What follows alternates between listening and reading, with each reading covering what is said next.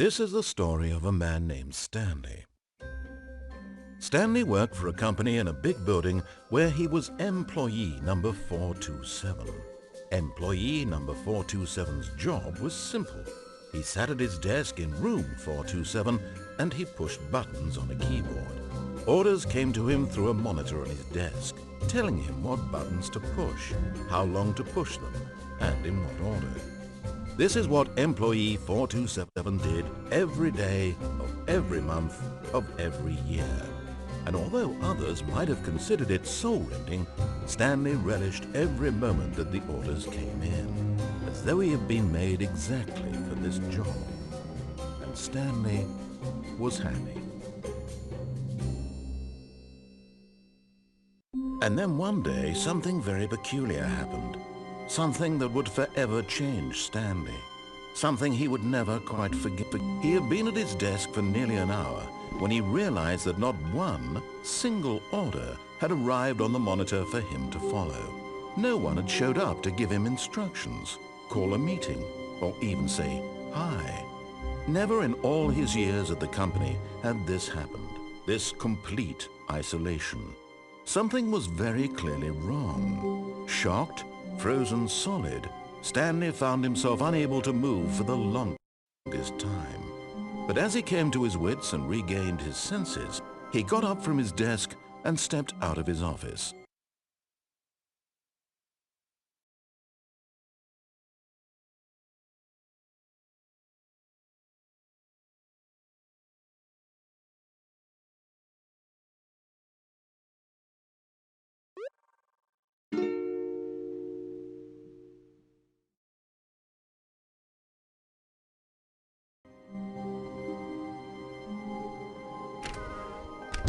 But Stanley simply couldn't handle the pressure. What if he had to make a decision? What if a crucial outcome fell under his responsibility? He had never been trained for that. No, this couldn't go any way except badly. The thing to do now, Stanley thought to himself, is to wait. Nothing will hurt me. Nothing will break me. In here I can be happy forever. I will be happy. Stanley waited. Hours passed, then days. Had years gone by? He no longer had the ability to tell. But the one thing he knew for sure, beyond any doubt, was that if he waited long enough, the answers would come. Eventually, someday, they would arrive. Soon, very soon now, this will end. He will be spoken to. He will be told what to do. Now it's just a little bit closer. Now it's even closer. Here it comes.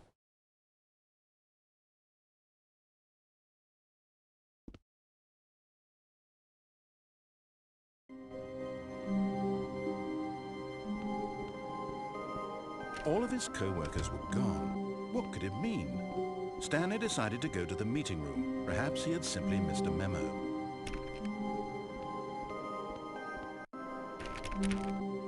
Oh, please. Are you really just doing this for the achievement? Click a door 5 times. Is that all that you think an achievement is worth? No. I can't just give these merits away for such little effort. A measly 5 clicks. Now suppose you were to click the door 20 times. I would say that's the kind of effort that warrants recognition. I have to say I'm still not feeling the satisfaction of witnessing true effort for a noble cause. Perhaps 50 clicks will do it. Yes, almost certainly 50 clicks. No, I'm still not feeling it. I want this achievement to have meant something. It has to be a true reward for valiant effort. I want to see some hustle, Stanley. I want to see commitment, a willingness to go all the way, no matter what the cost. Why don't you go put 20 clicks into door number 417?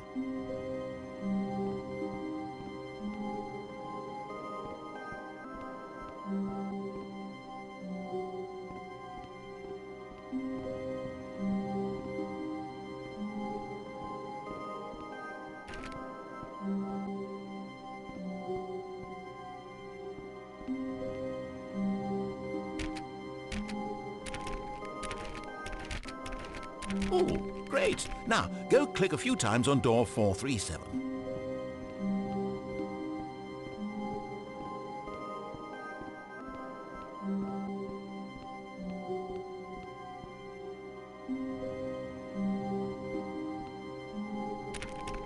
Excellent. I think we're getting somewhere. Now, door 415. Let's give it 10 clicks or so.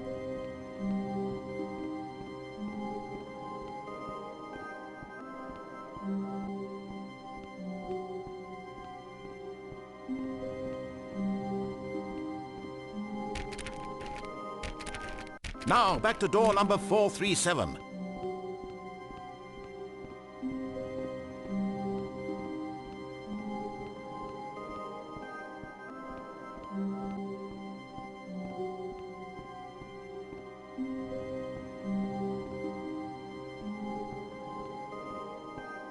Let's see. How about you click on, well, I don't know, the copy machine? All right, back to room 417. I'm really feeling it now. I think we're getting somewhere.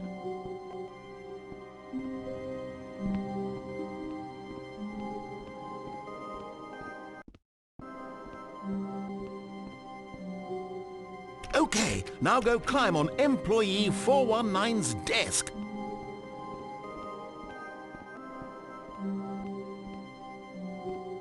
Yes! This is great! You're putting it all on the line, Stanley. I like that. All right, let's keep it up. Go give me a few clicks on door 416.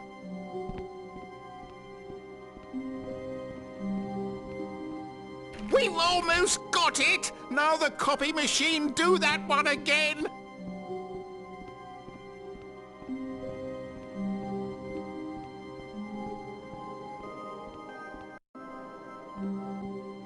Finish it off, Stanley! 5 clicks on door 430! Yes! We did it! Oh, wow. That felt amazing. Oh, you earned it, Stanley. Nothing could hold you back. Yes, I'm very proud of how far we've come today. Just think, only a few minutes ago, you believed an achievement was worth 5 little clicks. Really now, what were you thinking?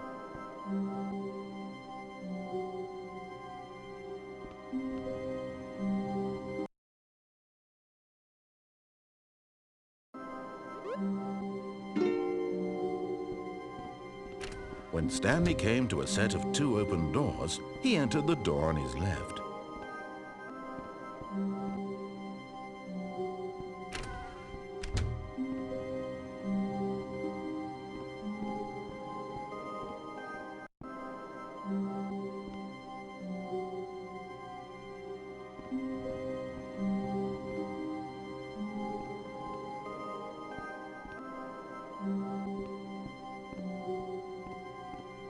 Yet there was not a single person here either. Feeling a wave of disbelief, Stanley decided to go up to his boss's office, hoping he might find an answer there.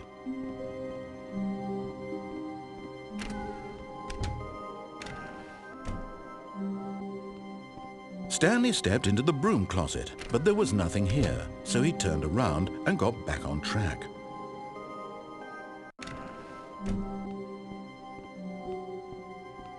There was nothing here.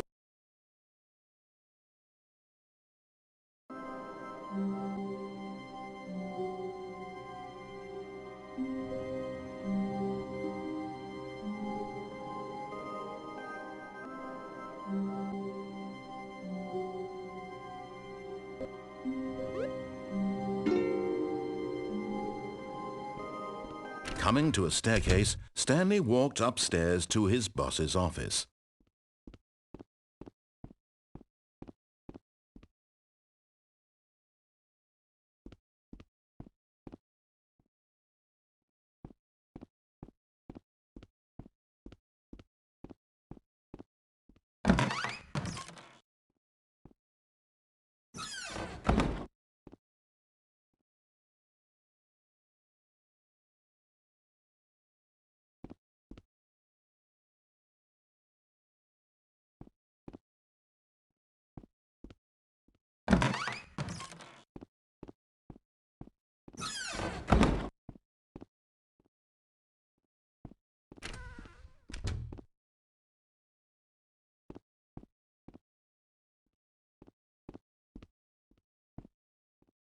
Stepping into it.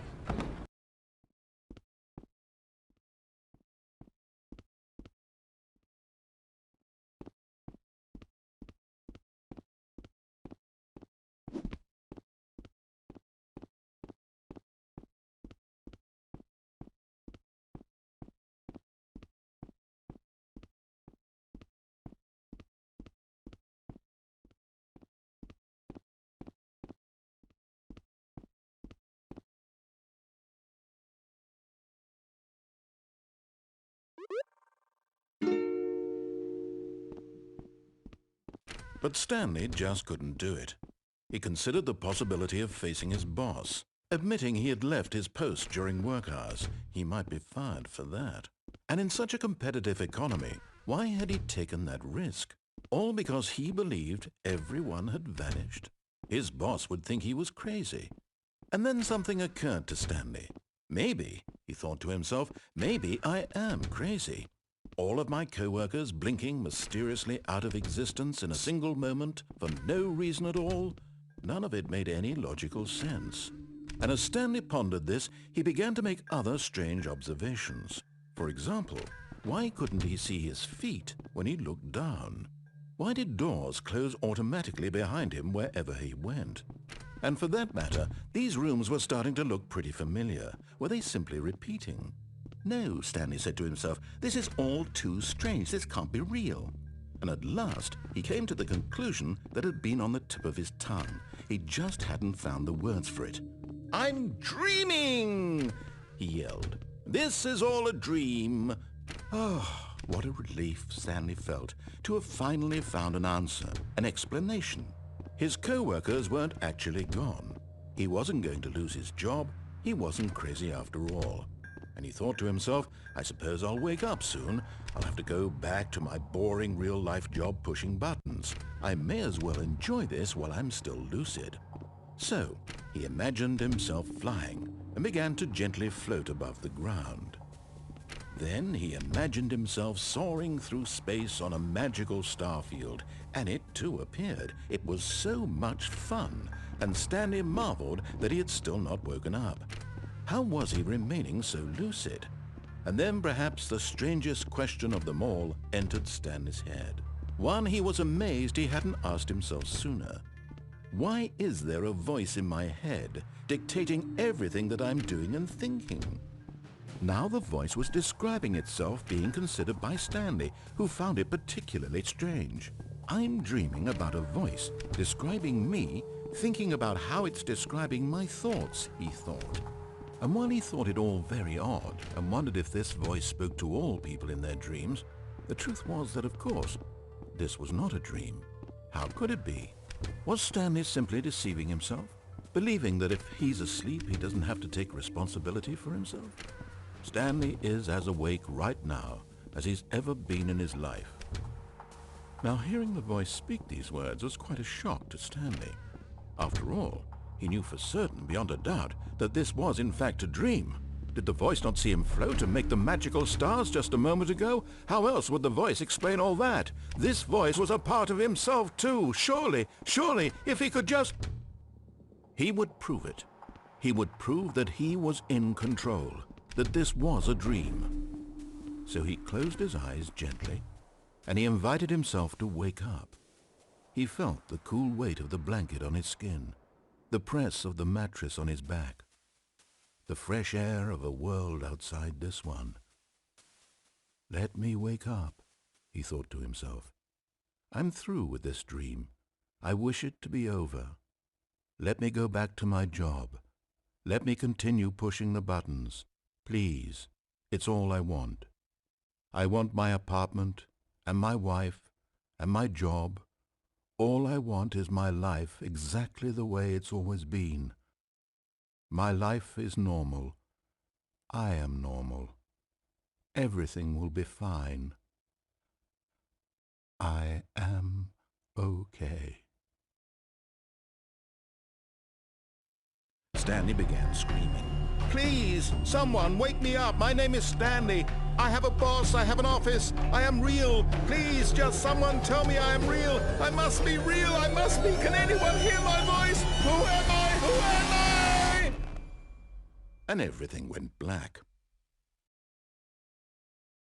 This is the story of a woman named Mariella. Mariella woke up on a day like any other. She arose, got dressed, gathered her belongings, and walked to her place of work. But on this particular day, her walk was interrupted by the body of a man who had stumbled through town talking and screaming to himself, and then collapsed dead on the sidewalk. And although she would soon turn to go call for an ambulance, for just a few brief moments she considered the strange man. He was obviously crazy. This much she knew. Everyone knows what crazy people look like. And in that moment, she thought to herself how lucky she was to be normal. I'm sane. I am in control of my mind. I know what is real and what isn't. It was comforting to think this, and in a certain way, seeing this man made her feel better. But then she remembered the meeting she had scheduled for that day. The very important people whose impressions of her would affect her career, and by extension, the rest of her life.